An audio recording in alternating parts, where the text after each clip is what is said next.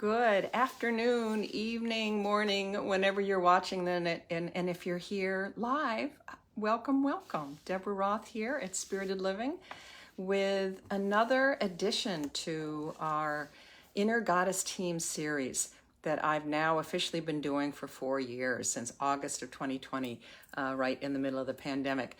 And I just delight, I have to say, in exploring.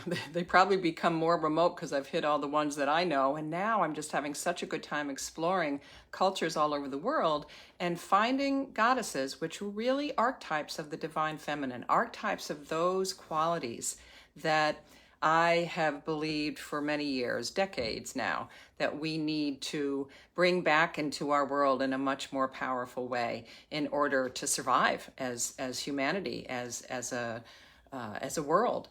So, and those are, and they're, when you go to my YouTube channel, if you're watching this on YouTube, you can click on the eye.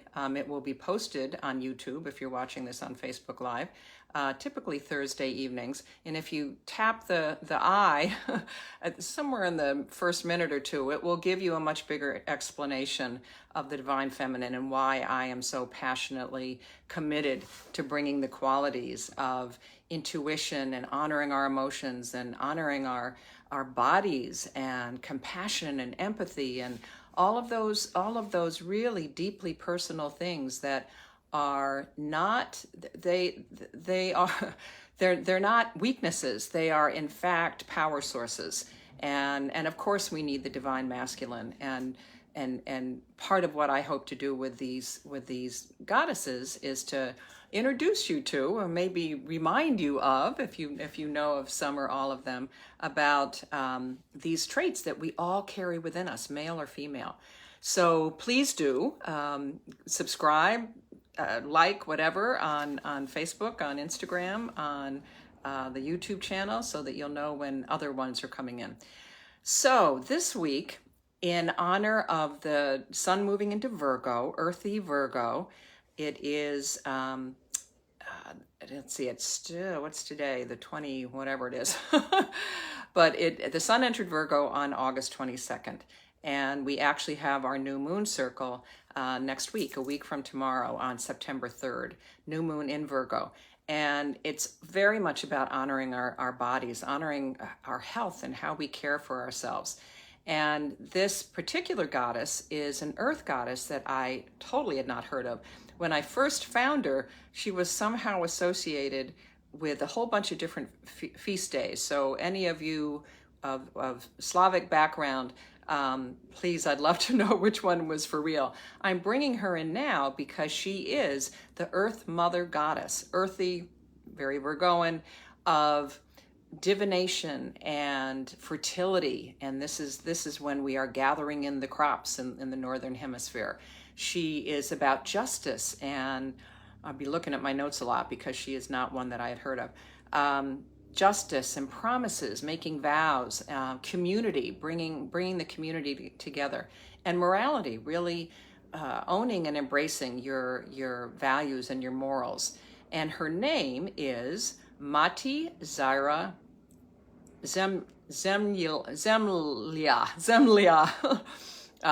sometimes known as Mati, which means mother.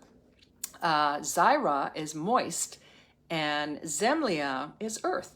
So she is actually moist earth. She is Mother Moist Earth, or Mother Earth. She is the quintessential earth goddess. And in fact, she is it's interesting. Everything that I read said she's typically not personified to look like a goddess. But of course, we need to do that as humans. We have to anthropomorphize everything. So there are all kinds of goddessy pictures of her. But because she is an earth goddess, some of the things that I read also said that she's depicted as being darker or black, like the earth, like the soil.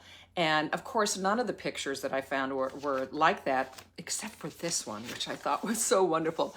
It's not necessarily her, although it may have been presented as her, but you can see she is a being made of earth, and she is growing little things. This is the goddess, the earth goddess of fertility. So I love that image of Mati-Syra-Zemlya.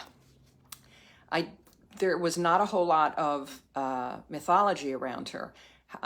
She was, however, in the early Middle Ages, she was the preeminent mother goddess in the Slavic lands.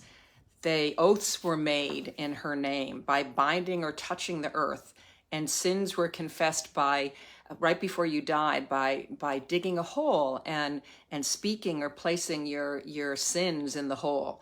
Likewise, she was called on to protect vegetation and animals, and they would dig a furrow, would dig a little ditch around the cattle in order to protect them and to allow the energy of the Earth Mother to rise up and protect the cattle. So she was the goddess of vegetation, of growth, plant life that sustained animal life, of course, and black soil and oil. And there is also some of the ways that she was honored that I found was pouring oil, hemp oil. I mean, of course, actually most oils come from the earth, but pouring hemp oil into her as an offering. She's a wonderful one to call on if you want someone to, if you need an outside person, an outside energy to, if you're negotiating something, because she is about justice, if you want a fair witness for something that you're negotiating. So in that regard, she is called on because of her wisdom and because of her fairness. And in any sort of, in many kinds of, not only at death, but at marriage, when someone was married, they would either take a bite of dirt or else they would place some dirt on their head in order to invoke her blessings. So she has lots of really wonderful connections. And let's see, what else she was the protector of sheep breeding. So another kind of fertility, not just sheep, but when sheep were breeding and fertilizing themselves in order to create more sheep, and child women and semen, which is definitely fertility related. Her symbols are unplowed, moist, dark earth, and it was felt on any of her festival days. And one of the ones that I mean, these were all the different, let's see if I can find them all. May 1st, June 24th, August 1st, last Sunday in April, there were a bunch of days that were shown as her festival days. And the one thing that you couldn't do was to plow on any of her festival days, to disturb her body, basically. You could honor her at home, with any one of these blessings. And I'll actually share with you these beautiful invocations to the northwest, east, and south that I found on one of the many sites I looked at, that you could do at home. And the other place, of course, is just on the earth, some unplowed or freshly plowed earth. What else do I want to tell you about her? I think I've hit the big stuff. So this archetype, this divinely feminine energy that we can call on with her is all about asking for support with justice and fair negotiations on the business side of things, and then on the earthy side of things, to call on her when you have vegetation that you want to be fertile, or that you want to bloom and grow at the time that you're planting it, or maybe at the time, as this time of year at the end of August is the time that you're harvesting it. I think those are all the wonderful little things I wanted to tell you about her. So let me share with you, and I invite you, if you're in a position to face each, to know where the four directions are. We start in the east, and I'll gesture. I'm not going to get up and do it, but east for me is over this away. To invoke her into this space, and with these beautiful invocations. Mother Earth, subdue every evil and unclean being, so that they may not cast a spell on us, nor do us any harm. And then we turn to the south. Mother Earth, calm the winds coming from the south. These are all turned around. Interesting.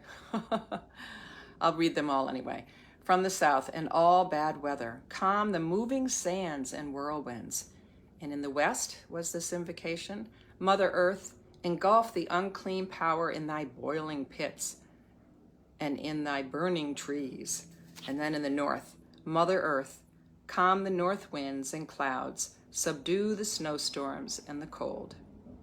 And then there was a jar that held oil that after each invocation was made to each of the four quarters, was poured in each of the four quarters. So that's an ancient invocation for Mati-Syra-Zemlya. And the moist part is the Syra in the middle. So I hope, I'd love to hear if anyone's heard of her. She was a new one for me, but she was the preeminent goddess many, centuries ago. And there's still celebrations to her that you can find in some of the Slavic lands. And I'd love to hear from anyone who's ever witnessed them or participated in them. And then I'll close with a beautiful, one of my chants that I learned early on, one of my mother chants that seems so perfect for her. So I just invite you to close your eyes, settle in, and take in this beautiful celebration of Mother Earth, of the Earth Goddess. Ancient Mother, I hear you calling. Ancient Mother, I hear your song. Ancient Mother, I hear your laughter. Ancient Mother, I taste your tears. Isn't that beautiful? Thank you for joining me. I invite you just to explore. I'll have more details about Mati-Syra-Zemlya on the YouTube description starting on Thursday, and would love to hear how you bring her into your life or how she resonates with you. Thanks so much for being with me. Until next time, namaste.